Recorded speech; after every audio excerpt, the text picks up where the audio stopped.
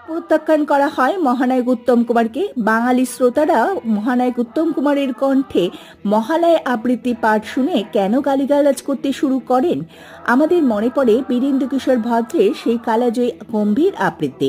1976 সালে আকাশবাণীর কিছু পরিবর্তন করার চেষ্টা করেন। তারা ভাবে কিছু নতুনত্ব করা যাক, তাই তারা একজন সুদর্শন জনপ্রিয় নায়কের কণ্ঠে মহালয় আবৃত্তি করার কথা ভাবেন এবং সেই মহালয়ের নাম রাখা হয় দুর্গা দুর্গতি হারিণী।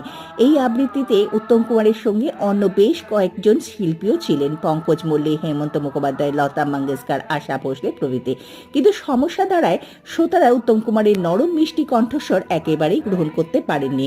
ব্যাপকভাবে জনরোষ তৈরি হয়, আকাশবাণীতে প্রচুর চিঠিপত্র যায়। পরিস্থিতি এমন দাঁড়ায় আকাশবাণী পরের বছর আবার বীরেন্দ্র কিশোর ভদ্রের পুরনো রেকর্ড ফিরিয়ে আনতে বাধ্য হন। উত্তম কুমার ব্যক্তিগতভাবে এই প্রত্যাখ্যানে দারুণভাবে আহত হয়েছিলেন।